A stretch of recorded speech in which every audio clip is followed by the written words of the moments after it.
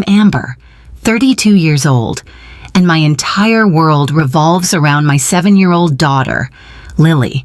The day I heard her whisper, "It'll hurt to sit," after my stepdad beat her for spilling juice.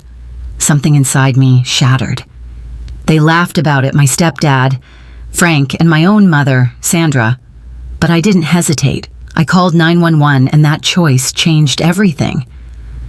This is the story of how I fought to protect my daughter, broke free from a cycle of abuse, and rebuilt our lives from the ashes of betrayal. It's raw, it's real, and it's for anyone who's ever had to summon the courage to walk away. Before I dive in, please hit that like button if you believe no child should ever fear the adults meant to protect them. Subscribe and share this video to spread awareness about breaking cycles of abuse. And drop a comment below, tell me where you're watching from, or share your own story of courage. Your voice matters, and together, we can inspire others to find their strength. When I was 25, Lily came into my life like a burst of sunlight. Her father left before she was born, leaving me to raise her alone in a cramped one-bedroom apartment on the east side of town. Money was always tight. I juggled 3 jobs, waitressing in the mornings, administrative work in the afternoons, and weekend shifts at a grocery store. My body ached. My eyes burned from lack of sleep. But every night, when I tucked Lily into bed and read her favorite stories, her giggles made it all worth it. She had this infectious laugh, curly brown hair that bounced when she ran, and eyes that sparkled with curiosity. Even when we had nothing, she'd create imaginary worlds where we lived in castles and fought dragons. Her resilience was my anchor. I met Frank at Rosie's Diner, where I served coffee and eggs to regulars. He was 38, a construction manager with a steady job and a house of his own. He ordered the same breakfast every morning, 2 eggs, sunny side up, with rye toast, and left generous tips. After months of small talk, he asked me out. I hesitated. Dating as a single mom isn't just about you. It's about your child, too. But Frank was persistent, charming, and seemed to genuinely care about Lily. On our 3rd date, he brought her a stuffed unicorn that she carried everywhere. He listened to her endless stories with a smile, never flinching at her energy. I started to dream of a family. Something stable for Lily. Something I'd never had. 6 months later, Frank invited us to move into his 3-bedroom house in a good school district. It felt like a miracle.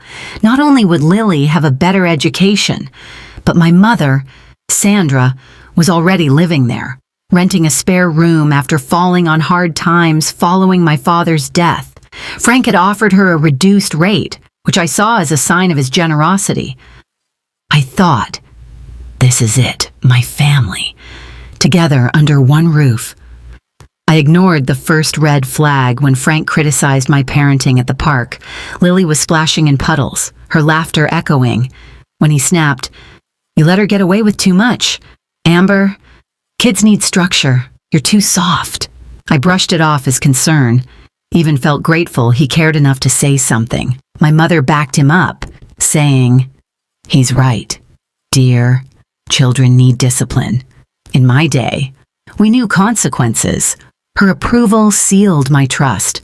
If my own mother believed in him, how could I not? Frank leaned on his military background to justify his strictness. "The military taught me order and respect," he'd say. "Those values build character." It sounded reasonable. Structure, respect.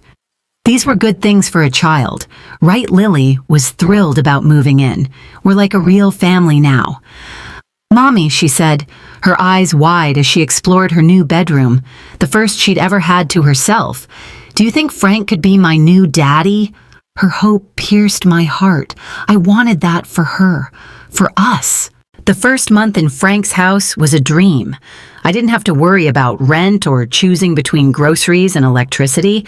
I cut back to one job, giving me precious time with Lily. She started at a top-rated school, and my mother seemed happier than she'd been in years. Frank was attentive, proud to have us there. I believed we were building something beautiful, a future where Lily could thrive.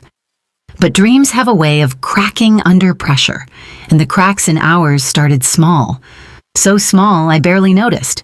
Frank's suggestions about raising Lily turned into corrections, then criticisms, then demands. His smiles faded, replaced by a tense disapproval that hung over the house like a storm cloud. I rationalized every warning sign.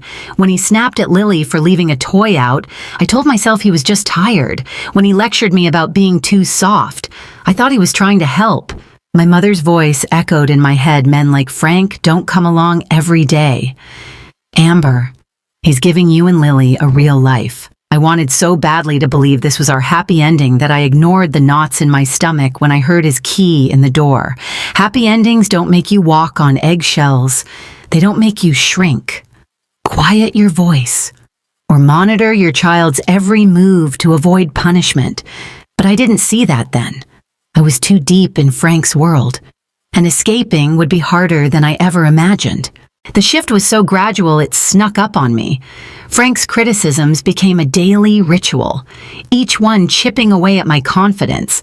"You're raising her to be weak," he'd say when I comforted Lily after a scraped knee. "The world won't coddle her like you do." My mother would nod, adding, "When you were little, Amber, we didn't rush to your side for every little thing. Kids today are too soft because parents won't discipline them." Their words made me doubt myself. Was I failing Lily by being too gentle? The first time Frank disciplined Lily directly, it was over homework. She was struggling with a math problem, tears streaming down her face. I was about to suggest a break when Frank cut in. "Stop that crying right now," he barked, his voice sharp enough to cut glass. "Tears don't solve problems. You'll sit there until you figure it out, even if it takes all night." Lily froze, her small body rigid with fear. She wiped her tears and stared at her paper with a desperation that broke my heart. That night, I tried to talk to Frank. "She's only 7. I said softly. "She needs a gentler approach sometimes." He dismissed me. "This is why she struggles. Amber, you make excuses instead of pushing her to excel. I'm preparing her for the real world." He touched my cheek, a gesture that once felt loving, but now felt like control. "Trust me, I want what's best for both of you." My mother pulled me aside later. "Frank knows what he's doing. Your father was strict with you, and you turned out fine. Stop undermining him, or you'll confuse Lily about who to respect." Her words silenced my doubts, but they couldn't erase the changes I saw in Lily. My bright, curious girl grew quiet, watchful.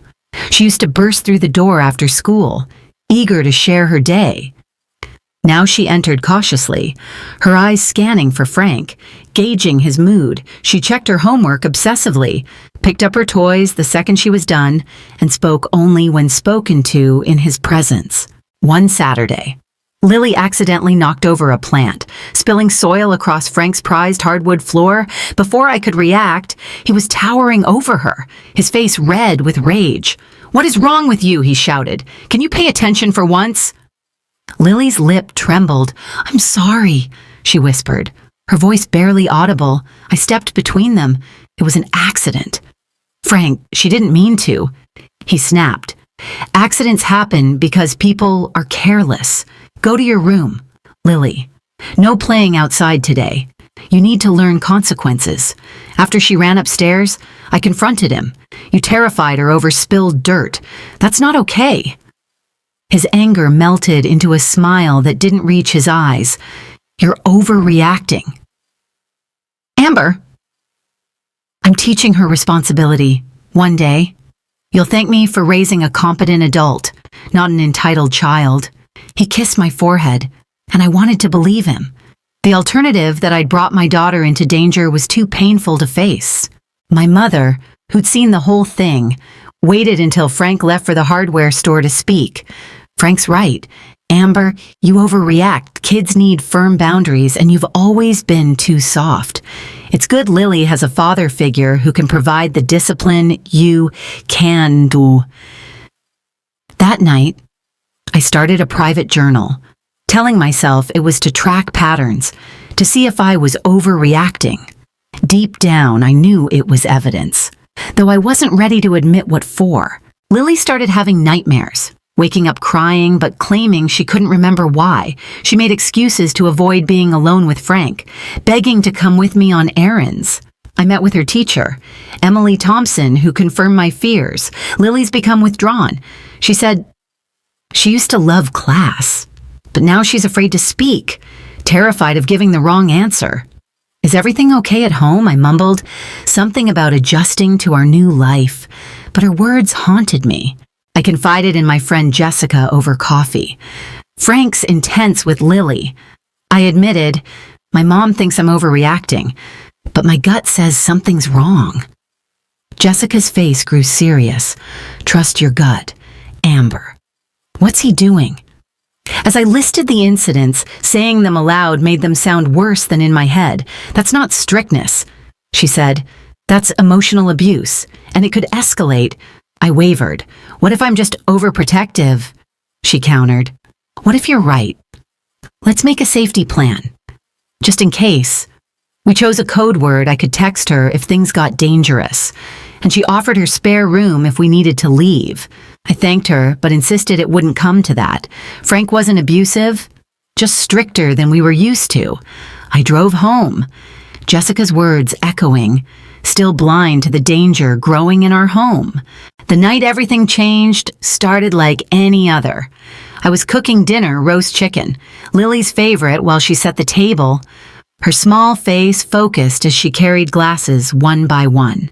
Frank came home, his mood neutral as he changed out of his work clothes. My mother watched her news shows in the living room. For a moment, as we sat down, it felt normal, like a family. Then Lily reached for her apple juice just as Frank asked about school. Startled, her hand jerked, and the glass tipped, spilling juice across the tablecloth and onto the floor. Frank's face twisted with rage. "For God's sake," he shouted, slamming his hand on the table.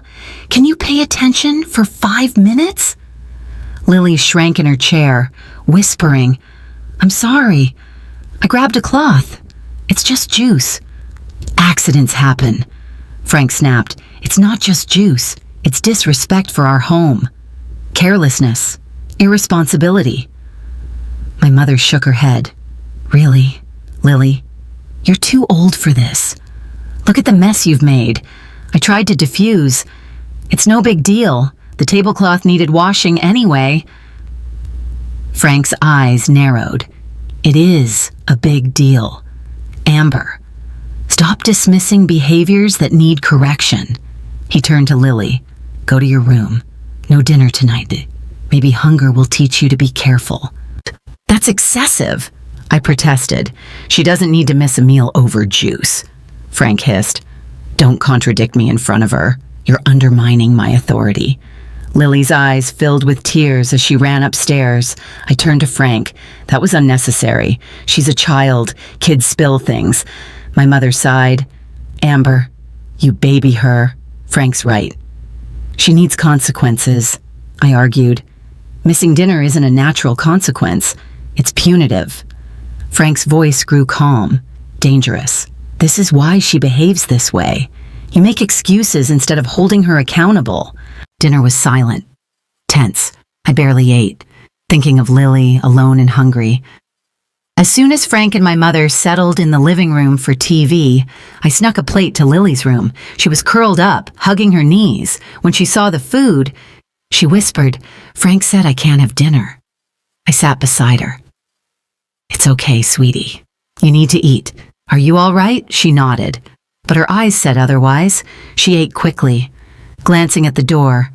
"Lily, you can tell me anything if something scares you," I said. She looked down. "I'm fine, Mommy. I'll be more careful." The door swung open. Frank stood there, furious. "What are you doing?" I stood between him and Lily. "She needs to eat." "Frank, denying food isn't discipline, and it's cruelty." He stepped closer. You went behind my back, undermining my rules. We need to talk downstairs. The argument exploded. Frank accused me of sabotaging his relationship with Lily, disrespecting him. My mother joined in, calling me dramatic, saying Frank was instilling values. There's a difference between discipline and intimidation. I shot back. You terrify her. Frank sneered. Good. A little fear builds character. My father beat me for less, and I turned out fine. I trembled. Is that what you want? To beat my daughter? He scoffed. I'm talking respect, not abuse. My mother cut in. You're overreacting. Amber, Frank, maybe you were harsh. Let's cool down. The argument ended, but something shifted. I went to bed sick, replaying Frank's words about his father. The cycle of abuse often repeats. Was it happening in my home the next morning? I had an early shift I couldn't miss. Lily would be home from school 2 hours before I returned, leaving her with Frank and my mother. I considered calling in sick, but needed the money for my secret emergency fund. Be good, I told Lily, hugging her tightly. I love you. She smiled, but it didn't reach her eyes. At work, I couldn't focus. My instincts screamed something was wrong. When my mother texted at 2:30, Lily had another incident. Frank handled it. No need to rush home. My heart stopped.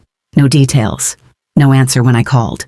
I told my manager I had a family emergency and left. Driving home, my hands gripped the wheel, knuckles white. I prayed Lily was fine. That handled it meant a lecture or time out. But my gut knew better. The house was eerily quiet. My mother was in the kitchen, acting normal. You're home early, she said, disapproving. Where's Lily? I demanded. In her room, resting.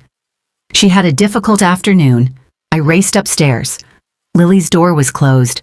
I knocked. Lily, it's Mommy. No answer. Inside, she was curled up, facing the wall. Sweetie, I said, sitting on her bed. She flinched at my touch. What happened? She didn't answer, her body tense. When she turned, her face was streaked with tears, eyes red.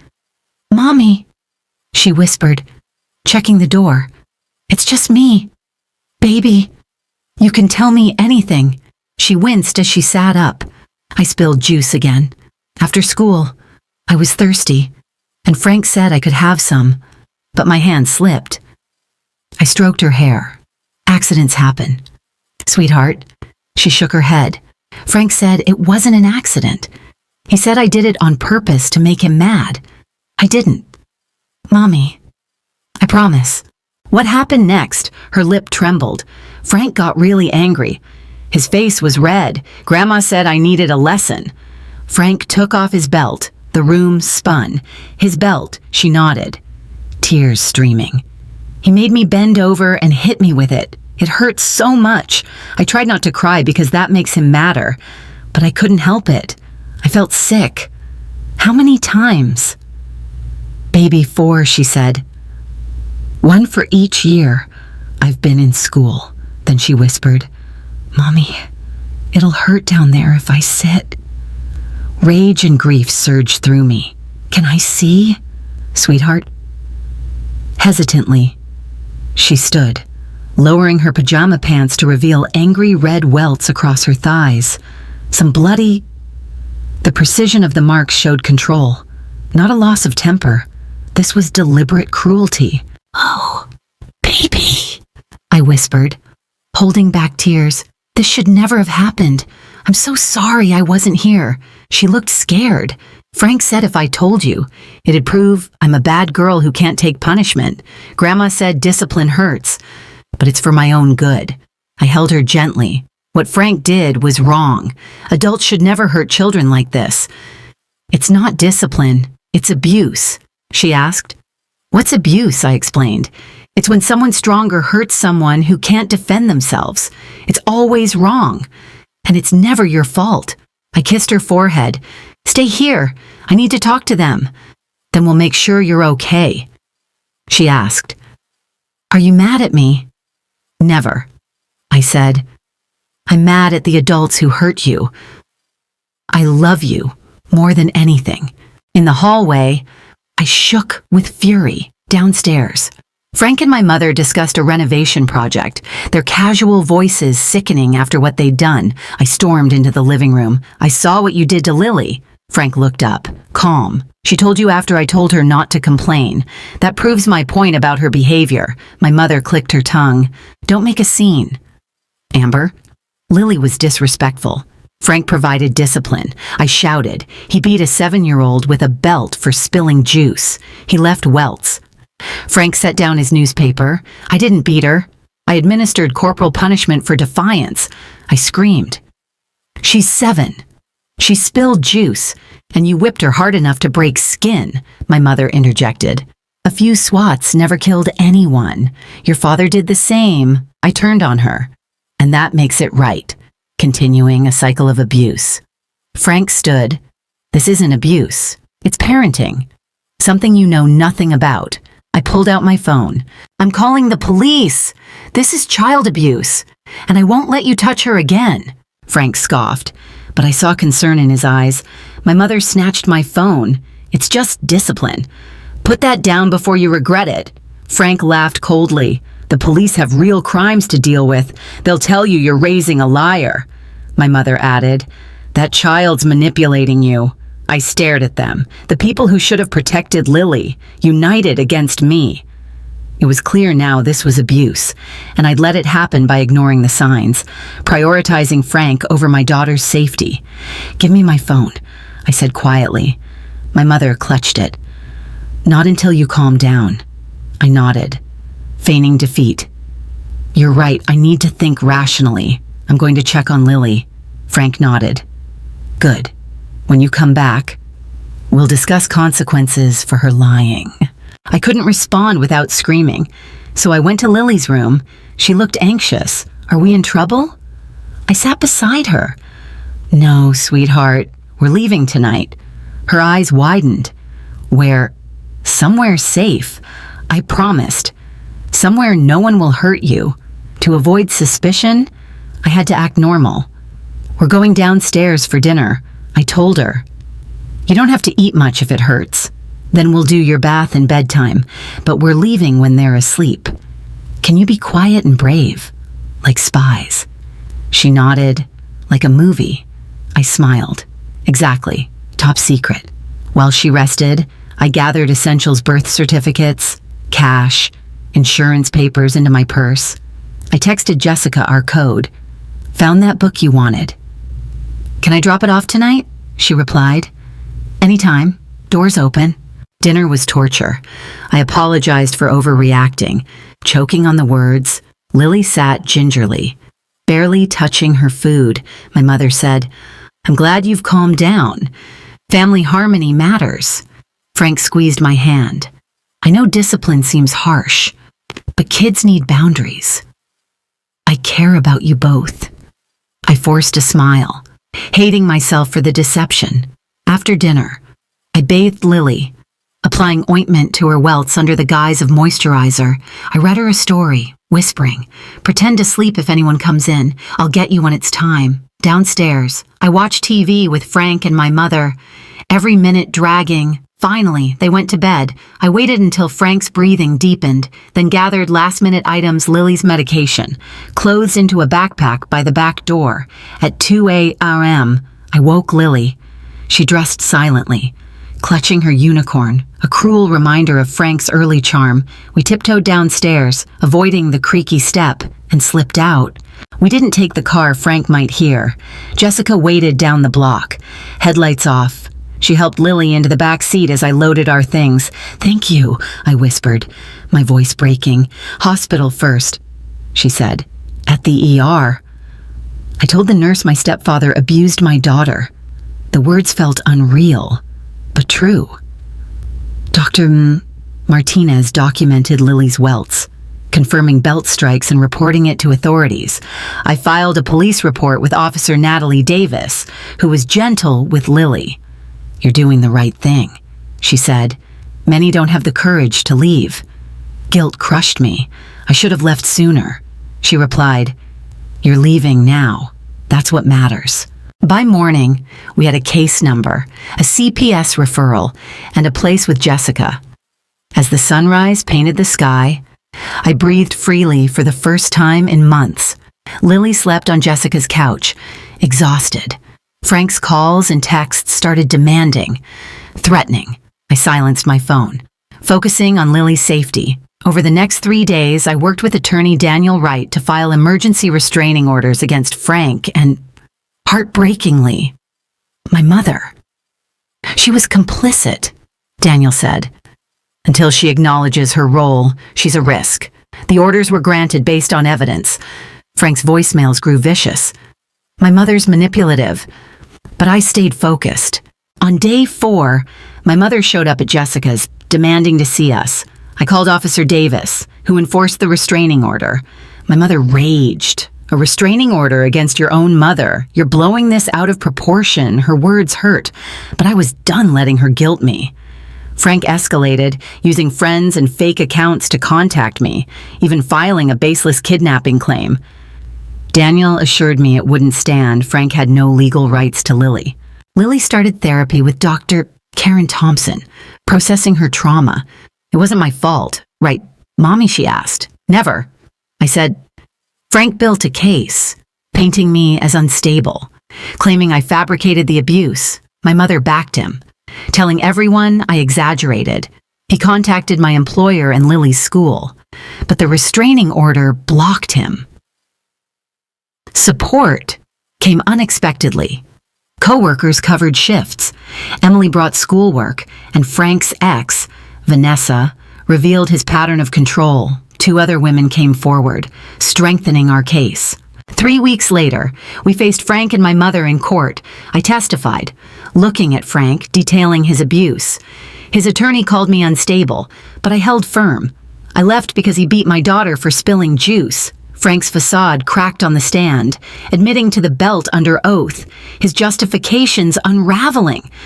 She's not even my kid, he snapped, revealing his true self. The judge issued a permanent restraining order against Frank and a temporary one against my mother, suggesting counseling for reconciliation. My mother approached me after. I didn't know he'd go that far. She said, I replied, that's the problem. Mom, what Dad did was abuse, too. The cycle stops with Lily. I walked away, holding Lily's hand, stepping into freedom. 6 months later, we moved into a small apartment with a balcony where we planted flowers.